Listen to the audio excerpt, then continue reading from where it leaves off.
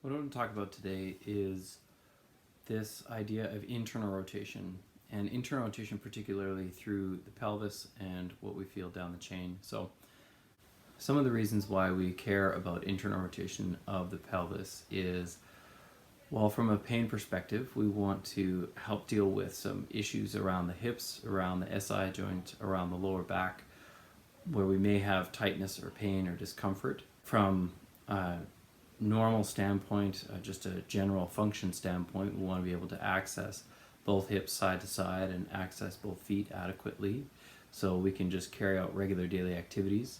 Or if we're strength training, that we can squat or deadlift with proper technique.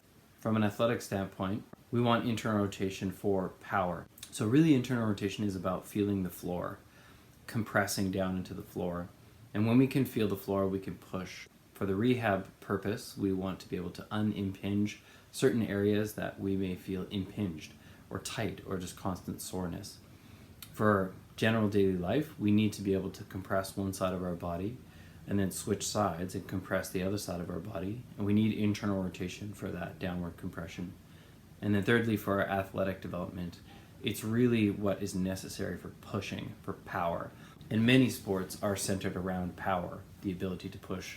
I wish I had, a bony model for you, but unfortunately I don't. So if you can think about your pelvis, right, you think about your inlet, right, which is the top of the pelvis, right? It's like a bowl, and you have your outlet, right, which is the bottom of your pelvis. If you put your hands just on your hips, you think that's kind of where your thumbs and fingers are, that's the top of your pelvis, and then the bottom of your pelvis is your outlet. So typically what we see is most often, at least the left pelvis is anteriorly rotated, externally rotated, and abducted. So that inlet is tipped forward and moving outward and externally rotated. And sometimes both pelvises are. So this would be a classic anterior pelvic tilt. And it's really important that we distinguish between right and left because they're not the same. They won't always be the same. We'd ideally like to be able to get them equal, but we require two sides of our body in order for us to move. We have a right side and we have a left side. So typically that left side is going to be more forward than the right side. So if you're going in for treatment and the therapist says you have a twisted pelvis, that is actually quite normal. All of us have that. So the left is typically forward and the right, and sometimes the right is also anteriorly tilted. So you can have both. The clients that I've seen that have both pelvises anteriorly tilted, often have SI issues, often have low back issues, can even have neck issues. And when we're anteriorly tilted, we also have a really hard time sensing the floor. So if you think about it, if we arch the back forward or tip the pelvis forward, our low back tends to hyperextend. So it's in extension already, but as we tilt forward, we hyperextend. That starts to extend up the spine, so our mid back can also become a bit flat and extended, right? And then that also translates into the neck. So the neck can also be extended, hyperextended forward, and we get that forward head posture. The pelvis tipping forward, right, will do that all the way up the chain. And then down the chain, it sort of sends our knees backwards. And it brings us our center of mass, our center of gravity forward on our foot. So we tend to be a bit more on the balls of our feet. We tend to lose a sense of heel contact. That's sort of up and down the chain from a pelvis that's anteriorly tilted. And now we always add in that left side is going to be a little more forward than the right. So now we have this twist. We have a rotation component. So that left side is a little more externally rotated and going outward. So that brings the right side back just a little bit. But we as humans, we're not going to walk around with our head turned to the right and then looking to the left. So we try to reorient all the way back up the chain. So the torso, the rib cage starts to twist back towards neutral, and then the head continues to twist back towards neutral. If you think of our femurs, if our pelvis is oriented to the right, our femurs will tend to reorient back towards straight. So we're not going to walk with our feet facing sideways, we're going to walk with our feet facing straight ahead. But if our pelvis is oriented to the right, we're going to reorient our feet to the left, typically. So that left foot and left leg is going to externally rotate to compensate, to get back to neutral, just so we can walk forward. So you might notice that your feet are also slightly different. Typically, we're going to see a higher arch on the right side and a more pronated foot on the left side. That's typical. You might have something different, but normal process would be that right arch is a little bit higher and that left is just a little bit flatter due to that external rotation, a little bit forward, a little bit more pronated or flat through there. So that's kind of our general setup, our general human setup. What we want to do is we want to achieve a bit of internal rotation, now particularly on the right, but it's good for us to sense internal rotation through the pelvis on both sides. So one of the reasons that we talked about for this need for internal rotation is first from like a rehab perspective. So if we have a bit of glute tightness or pain, SI, tightness, compression, low back, compression, soreness, tightness. If we're in this externally rotated moment, everything is pushing outward. So all those spaces are typically compressed, and the left is going to be a little bit more compressed than the right. When we want to internally rotate, we actually want to pull that pelvis back, and we want to feel like we are turning around and letting ourselves go backwards and in on ourselves. When we can do that, we can access that posterior capsule. We can shut off the external rotation of our hip, our pelvis, our lumbar spine, and start to internally rotate. So it can decompress those spaces where we feel a lot of tightness or pain and difficulty. So that's one of the rehab considerations of why we want to access internal rotation through that whole complex down to the foot. So the second one that I talked about is daily living. Just regular daily living, we should be able to oscillate from side to side. Okay, so when we can move freely from side to side, right, then we tend to have less tension in general.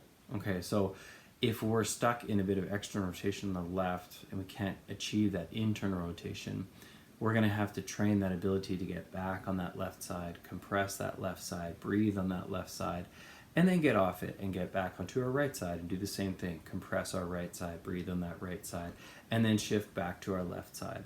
That is normal human movement. So if we're stuck at a desk job, or if we're stuck at a job where we're in a sustained position for a long time, so even standing is a sustained position for a long time, we can shift a little more easily when we're standing. If we're stuck in a position for a long time, we tend to just feel tightness in these areas. That's why we often fidget, we often shift and get off. So when we can learn to properly compress a left hip and a left foot, and then go back and compress a right hip and a right foot, that's our hips need that compression. So when we can properly internally rotate and compress, socket on ball and push down on it, then that's actually what our body needs, and you might feel like tension dissipates. It gets easier to move from side to side. Okay, so that's daily living. We think about training. If you're resistance training, so if you're squatting or if you're deadlifting, again, if you can't internally rotate, your hip hinge is really not going to be adequate. You're going to be using too much low back and mid back to try and sustain that hip hinge, and it doesn't become a true hip hinge in the deadlift. It actually becomes more of just a hyperextension of the spine. It might look like a hip hinge, but it's not really good hip mechanics. It's just more spinal mechanics. And when we talk about squatting, again, if we can't achieve some internal rotation through the pelvis, it doesn't leave a lot of space for that femur. So as we squat down, right, we're sort of pelvis is stuck, and when we need that extra space to get further down, that's when you tend to see the bum curl under and what we call a butt wink. But when you see that bum curl under and you see lumbar flexion, and we think we're getting deeper into the squat, but we're actually just flexing our lumbar spine, which is really not a good place to be. So when we're squatting and we get that lumbar flexion, that's where disc injuries tend to happen. So when we can internally rotate that pelvis, it clears space for that femur, so that as we're squatting, now we're actually loaded and stacked through the hips and through the feet properly, so that we can get to a good depth and then push through. So we need to inhibit that posterior chain, that external rotation chain, so that we can get to a good squat depth and then make our way back up. And then the third consideration, right, was athletic development. A lot of sport, whether we're moving horizontally, so sprinting, something like, football, basketball, sprinting itself, soccer, all those running actions, right, we need some horizontal force to move forward. Again, if I can't load onto my one side, I can't compress and push off, right? So I'm going to lack power development if I can't compress and load and push off properly. So if I can't internally rotate, I can't externally rotate. So if I'm stuck in external rotation and I plant and go to push off and I'm in external rotation, then in order for me to push off, I have to hyper externally rotate. I have to do it again.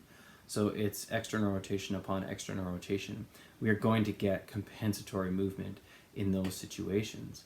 So if we look vertically, right, so I tend to work in the volleyball world, so I'm concerned often with athletes getting up off the ground. It's the same thing. If I can't load and feel the floor, I'm going to have a really tough time pushing down into the floor to then drive through my hips to get up. So if I'm externally rotated and trying to get into the floor, and I'm in an external rotation and I push through the floor, now it's external rotation upon external rotation, which is compensatory. I'm going to overuse areas, so I'm going to overuse low backs, I'm going to overuse knees to try and get me off the ground. So I'm going to lack a bit of power. I know that we're always concerned about this power production and rate of force development, these key athletic components that we want to try and train. But again, we need good internal rotation first before we can get there. What can we do? How do we do this, right? What's the point? Okay, well, great, we need this. How do we get it? One part of our body that we need to learn to sense is our heel. So if we're standing, the main contact we have with the world around us is through the bottom of our feet. So first things first is we got to be able to sense our heels. So when you bend your knees, you should feel your heels press into the ground. So if you bend your knees and you feel the balls of your feet press into the ground, it's a pretty good sign that you're probably anteriorly tilted and a bit externally rotated. So when you soften your knees and you just break them from being totally locked out, you should feel your heels press into the ground. So upon pressing your heels into the ground, you should feel like you can relax and just roll the pelvis backwards. I'm not saying take a huge lumbar flexion. I'm actually saying just this little posterior tilt, enough to just feel like boop, that pelvis just rolls back slightly. So when we think about internal rotation, our knees can actually help guide the way. So I know we often talk about knees out, knees out, knees out, and I'm not actually convinced that that is the best cue for us, especially when we're squatting. So if we're squatting down and we're pushing to the outsides of our feet and our knees are turning out, that is external rotation. And if we are on the way down on a deadlift or on a squat, we need internal rotation to get down. So knees out isn't always the best cue. Something we actually have to feel is, once that pelvis has reached neutral, is can we engage our adductors, so our inner thighs, to almost roll the femurs over top and feel like our inlet closes in together while your outlet feels like it pulls apart.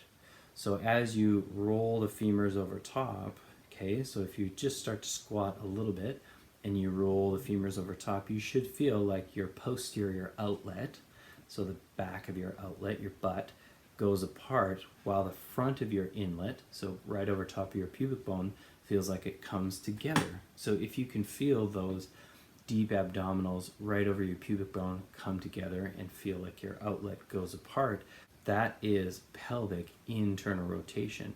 That's what we want. So when we can get that, now that posterior is inhibited and it's going to allow us to drop, it's going to allow us to squat, it's going to allow us to load and feel the floor.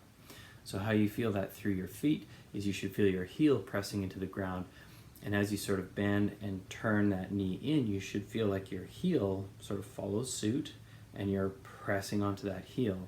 And as you begin to squat, it should feel like your lower abs are kind of holding you back. And the big thing here is, can you feel like your posterior capsule is opening up? Your back pocket is your posterior capsule. Okay, so if you just put your hand in your back pocket, that's your posterior capsule, the back of the hip. That space should be inhibiting.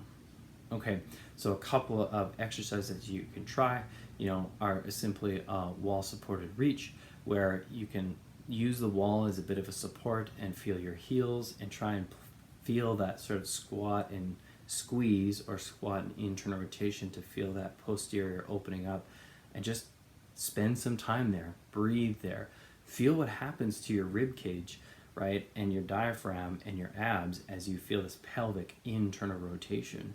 Hopefully what you feel is more expansion going up through the mid-back, and less expansion through the belly, right? So you can start with that standing wall-supported reach just to get a feeling for that internal and external rotation through the pelvis. You should get a good sense of quads here, a good sense of medial quad here. So if you're squatting and you're starting to bend your knees and you feel the insides of your quad working close to the knee on the inside, that's great. We want to feel that portion of our quads working, especially on the way down. And then we should also feel like our feet are in contact with the ground. You shouldn't feel like you're sort of tipping over your feet or trying to like, whoa, balance and you're going to fall off. What you should feel is your heels, the balls of your feet and the outside of your foot compress, okay? And then as you feel the feet, the whole foot compress, then you can push through the ground to then get up. And at the very top, now we can feel our glutes kick in as an external rotator, but that's at the very top. So for the majority of it, you should actually feel hamstrings, inner thighs, quads working, and really not your glutes working too much until you're at the very top. A second exercise that you can do is, again, I have to thank David Gray for this one. He's a physiotherapist from Ireland who I follow on Instagram and is extremely intelligent and one of the most creative thinkers in this. He's just putting forth this Kickstand Hip Hinge. So Kickstand Hip Hinge is a great way to sense one side at a time and how we adequately can hip hinge and internally rotate into the hip properly and then push through the floor to get back into external rotation. So a hip hinge is going to teach us how to feel the floor on one side so that, again, we need to be able to oscillate from one side to the other. And you probably will sense that your hips don't feel the same, right? And remember what I said back at the beginning is we are not, we are a two-sided people. We're not a one-sided people, and we all have a dominant side. And for the vast majority of us, it's actually our right side. So I'm left-handed, and I'm still right-sided dominant, right hip dominant. And that is due to a bigger diaphragm on the right side, a smaller diaphragm on the left side, a liver on our right side, and a spleen on our left side. We're not symmetrical, we're asymmetrical, but we need to function symmetrically. So we do need to be able to access both hips and both feet properly. So the Kickstand Hip Hinge is a great way for us to load up one side, to feel that proper hip hinge, feel internal and external rotation happening through the pelvis on one side at a time, get a sense of that posterior hip opening up and then pushing through the floor to sort of feel that hip close off.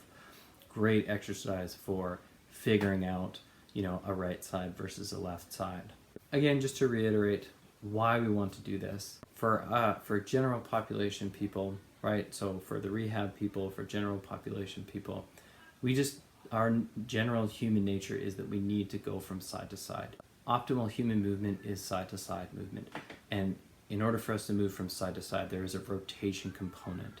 So when we can rotate, alternate from side to side, we tend to reduce our sense of tightness and pain and discomfort, and we tend to just flow a lot more easily. So that's why we need this internal rotation to load and push off from a general perspective. From an athletic perspective, we really need to load so that we can push off with greater power, more efficient power and speed. We want to do that so that we can obviously increase our speed, increase our vertical, increase our capability to execute the athletic skills that are required of us at a higher speed. And so when we can do that, right, now we can start to challenge those other athletic characteristics that we might need, right, which would be change of direction, right? Can we load and unload properly? If we can load and unload properly, our change of direction is going to become a lot more efficient and effective, which is then going to also reduce our risk of injury. So there are some necessary components to needing this internal rotation. And what I'm talking about today is through the pelvis down to the foot, so the heel and the pelvis, and sort of using the knee as a guide. So again, thanks for sticking with me on this one. I'm going to do my best to try to put some general information videos out like this. If you want to subscribe to me on Patreon, you can have access to some of these exercises that I'm talking about where I go over them in a little bit more detail, and then you can just access those exercises at any time once if you're a member. If you want to follow me on YouTube, that would be wonderful. I'd appreciate that, because then it just helps me to know who my audience is and how I can cater this type of training information to my audience.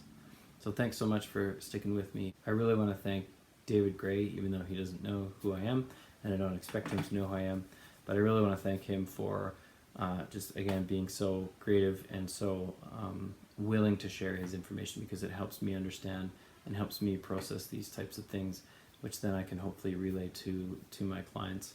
And I want to thank the Postural Restoration Institute, so the main body of information where I gather just these biomechanical concepts to help me work through them, to peel back the layers of human movement, to better effectively prescribe exercises for clients, whether those clients be rehab clients, general population clients, or athletic clients. They just further help me to understand more and more how to better train anybody. So if you have any questions, I'd love to try and answer them as best I can. If you want to like and subscribe, I would greatly appreciate it. Thanks so much.